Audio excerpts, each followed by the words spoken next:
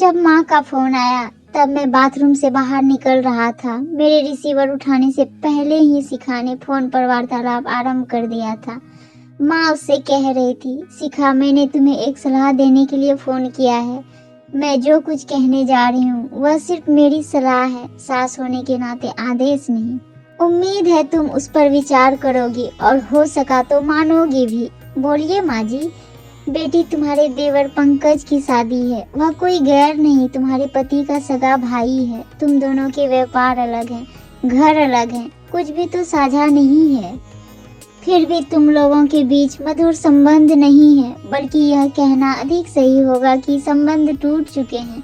मैं तो समझती हूँ कि अलग अलग रहकर संबंधों को निभाना ज्यादा आसान हो जाता है। वैसे उसकी गलती क्या है? बस यही कि उसने तुम दोनों को इस नए शहर में बुलाया, अपने साथ रखा और नए सिरे से व्यापार शुरू करने को प्रोत्साहित किया। हो सकता है उसके साथ रहने में तुम्हें कुछ परेशानी हुई हो, एक दूसरे से कुछ शिकायतें भी हो, किंतु इन बातों से क्या रिश्ते समाप्त हो जाते हैं?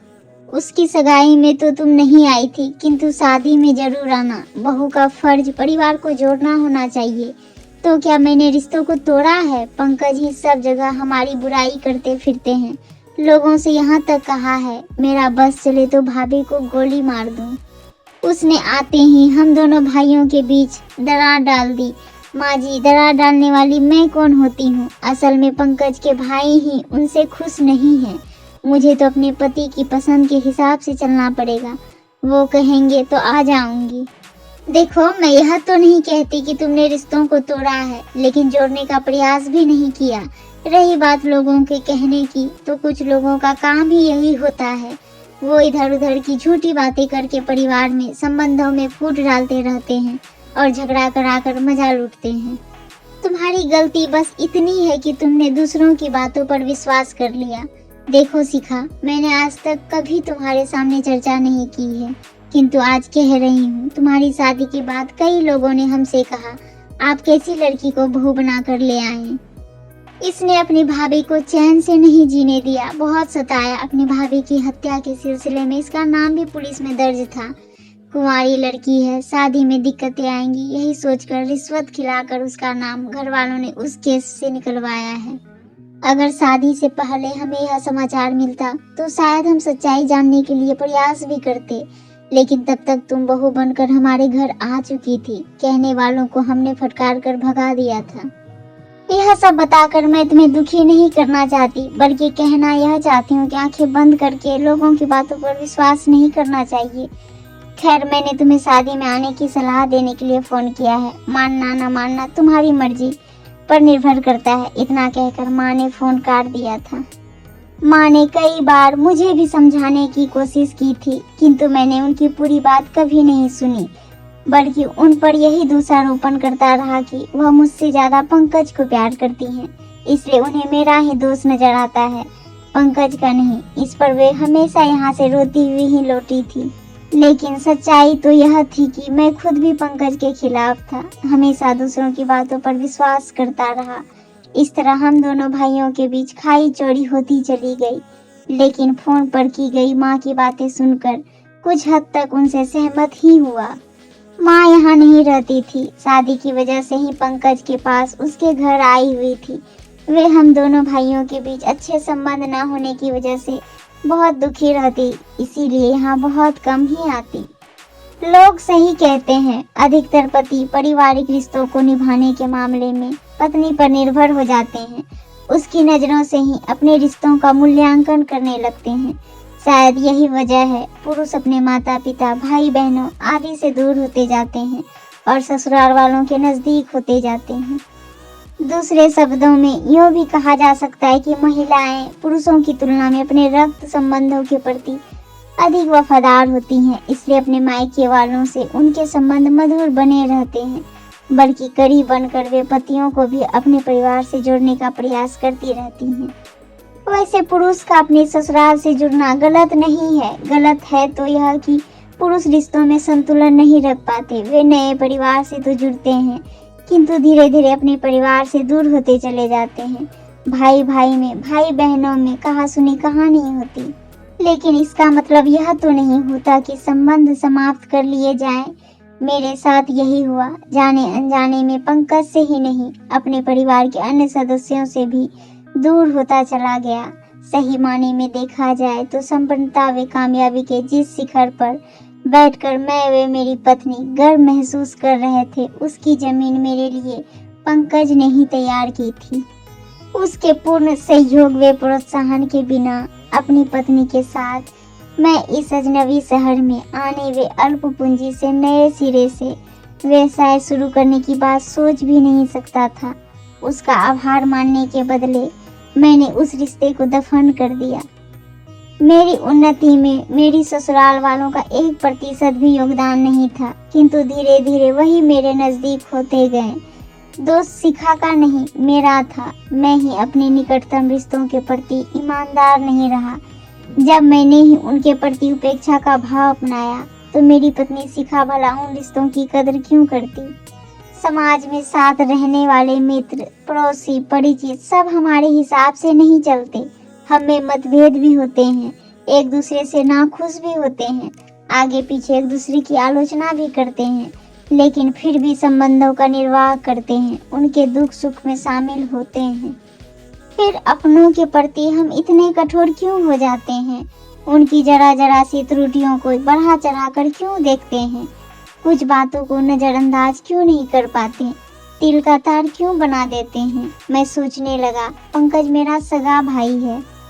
यदि जाने अनजाने उसने कुछ गलत किया या कहा भी है तो आपस में मिल बैठकर मतभेद मिटाने का प्रयास भी तो कर सकते थे। गलत फहमियों को दूर करने के बदले हम रिश्तों को समाप्त करने के लिए कमर कस लें, यह तो समझदारी नहीं है। असलियत तो यह है कि कुछ शातिर लोगों ने दोस्ती का ढोंग रचाते हुए हमें एक दूसरे के विरुद्ध भड़काया, हमारे बीच की खाई को गहरा किया। हमारी नासमझी की वजह से वे अपनी कोशिश में कामयाब भी रहे, क्योंकि हमने अपनों की तुलना में गैरों पर विश्वास किया। मैंने निर्णय कर लिया कि अपने फैसले मैं खुद लूंगा। पंकज की शादी में शिखा जाए या ना जाए, किंतु मैं समय पर पहुंचकर भाई का फर्ज निभाऊंगा। उसकी सगाई में भी शिखा की वजह से ही मैं तब पहुंचा जब प्रोग्राम समाप्त हो चुका था। सगाई वाले दिन मैं जल्दी ही दुकान बंद करके घर आ गया था, लेकिन शिखा ने कलह शुरू कर दिया था। वह पंकज के प्रति शिकायतों का पुराना पुलिंदा खोलकर बैठ गई थी। उसने मेरा मूड इतना खराब कर दिया था कि जाने का उत्साह ही ठंडा पड़ गया। मैं बिस्तर पर पड़ा पड़ा सो गया था। जब नींद खुली तो रात के 10 बज रहे थे। मन अंदर से कहीं कचोट रहा था कि तेरे सगे भाई की सगाई है और तू यहाँ घर में पड़ा है। फिर मैं बिना कुछ विचार किए देर से ही सही पंकज के घर चला गया था। मानव का स्वभाव है कि वह अपनी गलती न मानकर दोष दूसरों के सिर पर मर देता है, जैसे कि वह दोष मैंने शिखा के सिर पर मर दिया।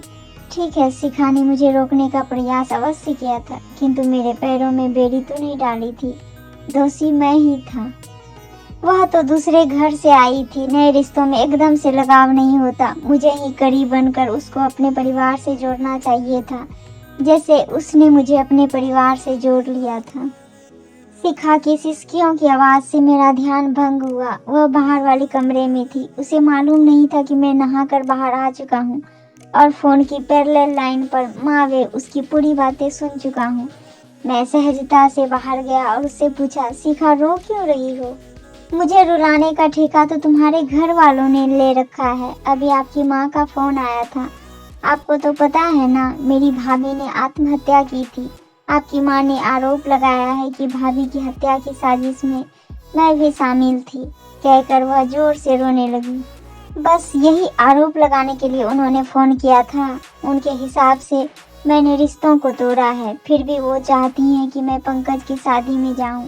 मैं इस शादी में हरगिज नहीं जाऊंगी। यह मेरा अंतिम फैसला है। तुम्हें भी वहां नहीं जाना चाहिए। सुनो, हम दोनों अपना अपना फैसला करने के लिए स्वतंत्र हैं। मैं चाहते हुए भी तुम्हें पंकज के यहाँ चलने के लिए बाध्य नहीं करना चाहता, किंतु अपना निर्णय लेने के लिए मैं स्वतंत्र हूँ। मुझे तुम्हारी सलाह नहीं चाहिए।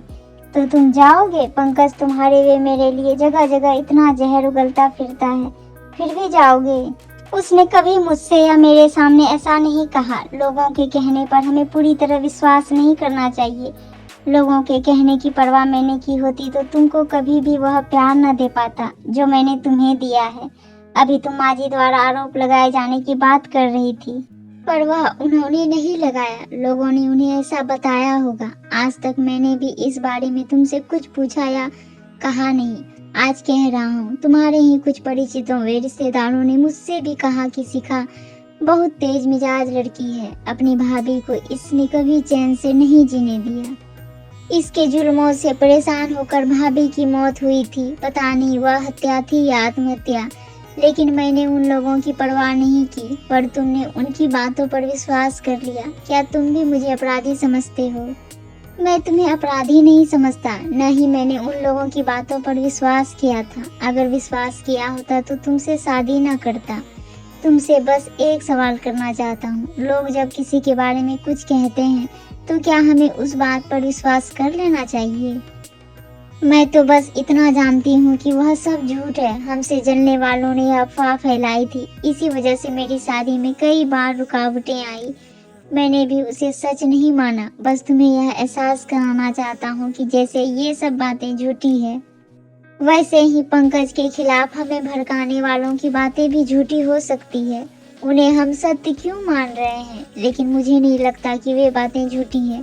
खैर, लोगों ने सच कहा हो या झूठ, मैं तो नहीं जाऊंगी। एक बार भी उन्होंने मुझसे शादी में आने को नहीं कहा।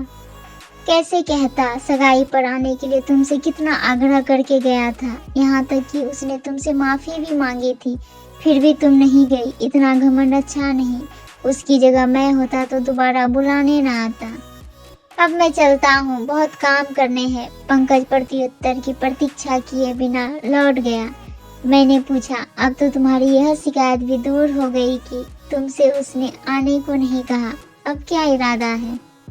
इरादा क्या होना है, हमारे पड़ोसियों से तो एक सप्ताह पहले ही आने को कह गया था। मुझे एक दिन पहले न्योता देने आया है।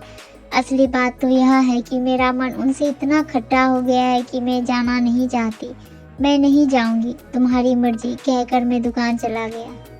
थोड़ी देर बाद ही शिखा का फोन आया। सुनो, एक खुशखबरी है, मेरे भाई हिमांशु की शादी तय हो गई है। 10 दिन बाद ही शादी है, उसके बाद कई महीनों तक शादियां नहीं होंगी, इसलिए जल्दी शादी करने का निर्णय लिया है। बधाई हो। कब जा रही हो? पूछ तो ऐसे रहे हो जैसे मैं अकेली ही जाऊंगी। तुम नहीं जाओगे? तुमने नहीं सोचा? तुम्हारे भाई की शादी है, तुम जाओ, मैं नहीं जाऊंगा। यह क्या हो गया है तुम्हें? कैसी बातें कर रहे हो? मेरे माँ बाप की जगह सही कराने का इरादा है क्या? सब पूछेंगे दामाद क्यों नहीं आया, तो क्या जवाब देंगे? लोग कई तरह की बातें बनाएंगे। बातें तो लोगों ने तब भी बनाई होंगी जब एक ही शहर में रहते हुए सगी भाभी होकर भी तुम देवर की सगाई में नहीं गई, और अब शादी में भी नहीं जाओगी। जगह सही क्या? तो क्या तुम्हारा अंतिम फैसला है कि तुम मेरे भाई की शादी में नहीं जाओगे? अंतिम ही समझो। यदि तुम मेरे भाई की शादी में नहीं जाओगी तो मैं भला तुम्हारे भाई की शादी में क्यों जाऊंगा? अच्छा, तो तुम मुझे ब्लैकमेल कर रहे हो, कहकर शिखा ने फोन रख दिया। दूसरे दिन पंकज की शादी में शिखा को आया देखकर माजी का चेहरा खुशी से खिल उठा था।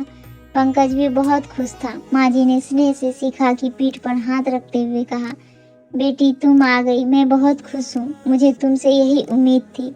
आती कैसे नहीं, मैं आपकी बहुत इज्जत करती हूँ। आपके आग्रह को कैसे टाल सकती थी? मैं मन ही मन मुस्कुराया। शिखा किन परिस्थितियों के कारण यहाँ आई, यह तो बस मैं ही जानता था। उसके ये संवाद भले ही झूठे थे, पर अपने सफल अभिनय द्वारा उसने माँ को प्रसन्न कर दिया था। यह हमारे बीच हुए समझौते की एक सुखद सफलता थी।